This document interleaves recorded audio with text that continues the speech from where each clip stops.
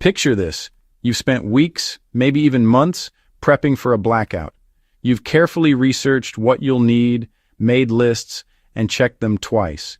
You've invested time, money, and energy into making sure your home is ready for anything. You've got flashlights, batteries, canned food, water, and a solid emergency plan. Everything is organized and ready to go, and you feel a sense of relief knowing you're prepared for whatever comes your way. Then, the lights go out.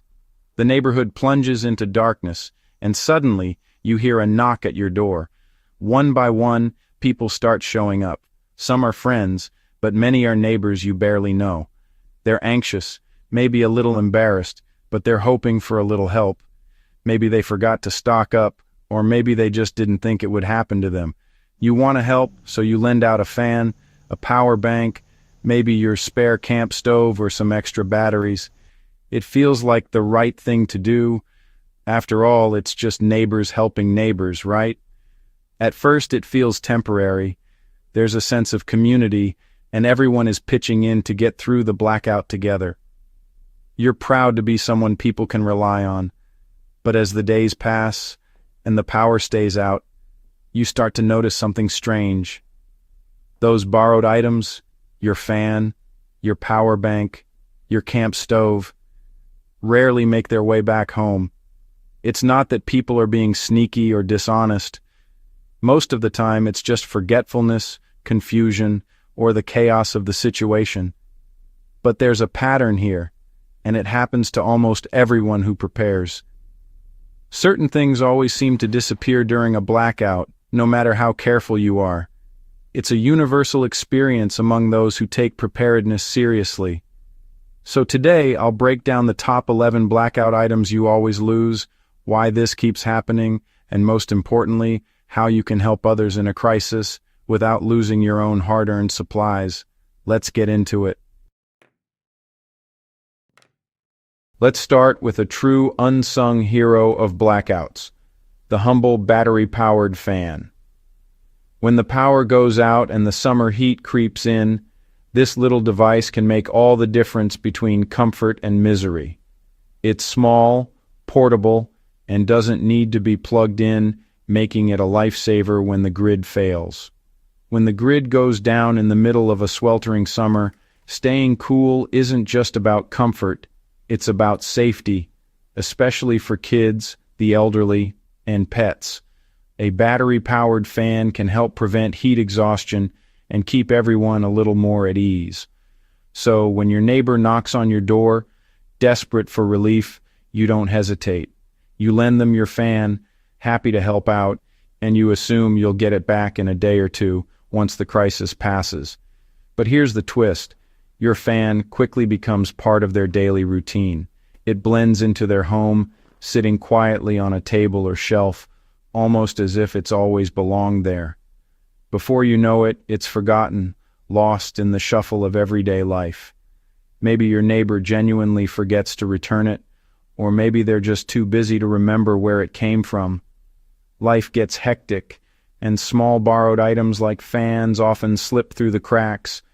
Either way, your trusty loaner is now a permanent fixture in someone else's home, and you're left with an empty spot where your fan used to be. The next time the power goes out, you're the one left melting in the heat, wishing you still had that fan to keep you cool. So what's the solution? Plan ahead for generosity. When you're organizing your emergency supplies, think about what you might be asked to share and prepare for it. Keep a dedicated lending fan separate from your family's main supply.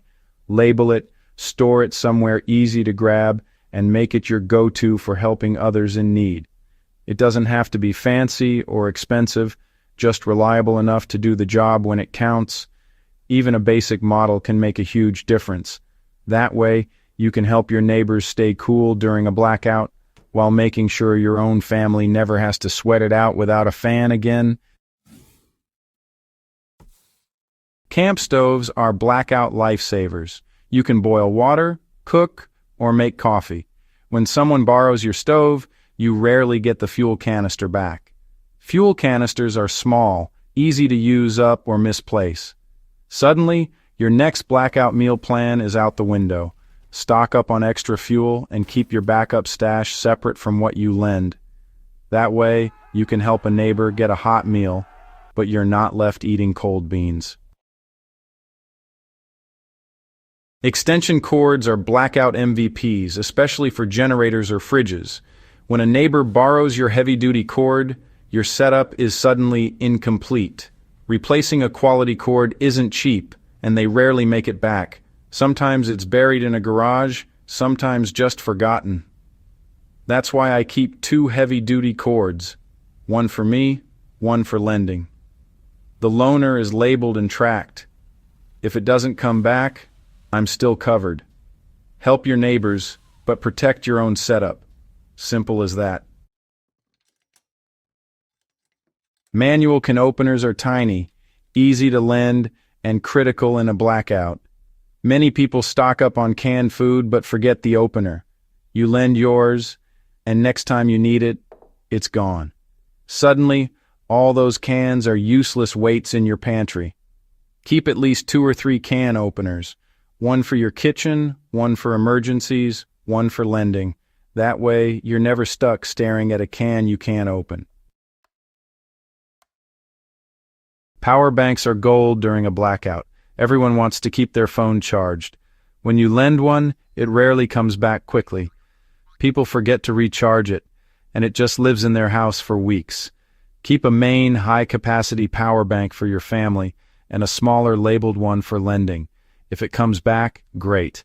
If not, you're not left powerless. Simple, effective, and no stress. Clean water is non-negotiable, but I never lend my water filter. It's not stinginess, it's about contamination risks. If used improperly, filters can get clogged or ruined. Instead, I filter water for others and hand over filled bottles.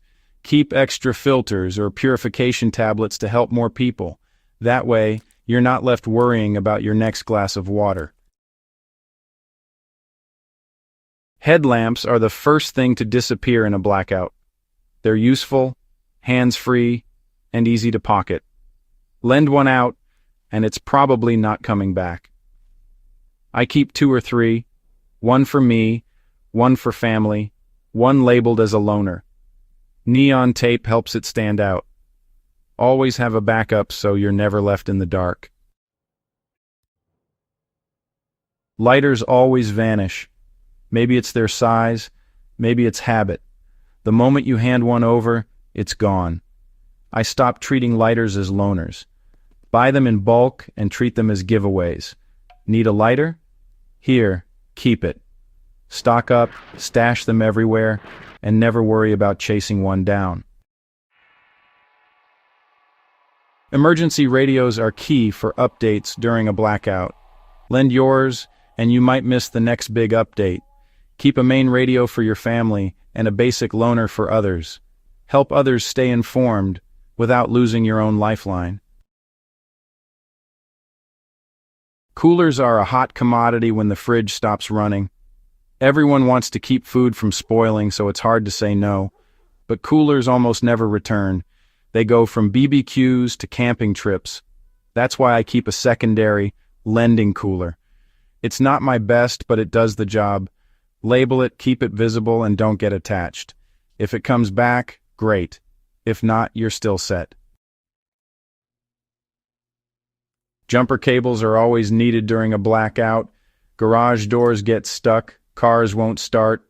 Lend yours, and they end up living in someone else's trunk. Now I own 2 sets, one for my car, one for lending. Or use a portable jump starter. It's easier and less likely to disappear. Help a neighbor without leaving yourself stuck.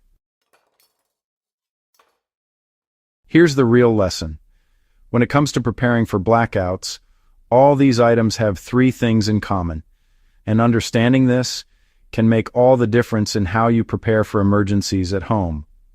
First, nobody really thinks about these supplies until the lights go out and it's too late. It's easy to forget about flashlights, batteries, and candles when everything is working as it should, but the moment you're plunged into darkness, You realize just how essential they are and how quickly they can disappear. Second, these items are incredibly portable. They're small enough to fit in a pocket, a bag, or the trunk of a car. That means they're easy to grab in a hurry and just as easy to misplace or lend out without a second thought. And third, they're not valuable enough for most people to prioritize returning them. After the crisis passes, it's common for these supplies to be forgotten, left behind, or never returned by neighbors who borrowed them in a pinch. That's why, after every blackout or emergency, you might notice your stash of supplies has mysteriously shrunk. It happens to almost everyone, and it's frustrating to realize you're missing something you thought you had. But don't let that stop you from helping your neighbors or friends in need. In tough times, sharing what you have can make a huge difference for someone else, and it helps build a stronger, more supportive community. The solution is simple but powerful. Plan for generosity. When you're building your emergency kit, don't just think about your own needs. Think about the people around you who might need a helping hand. For every critical item, make sure you have one for yourself and at least one extra to lend out. This way, you're always prepared to help others without putting your own family at risk. With this approach, you'll avoid stress, resentment, and the frustration of missing supplies the next time an emergency strikes. You'll feel confident knowing you're ready for anything. By setting up a simple backup system, you can protect your own home while still being able to lend a hand to others. It's a small change in mindset, but it can have a big impact during a crisis. So, which emergency item surprised you the most, or have you ever lost something important during a blackout? Let me know in the comments below. I read every single one, and your stories help others prepare too.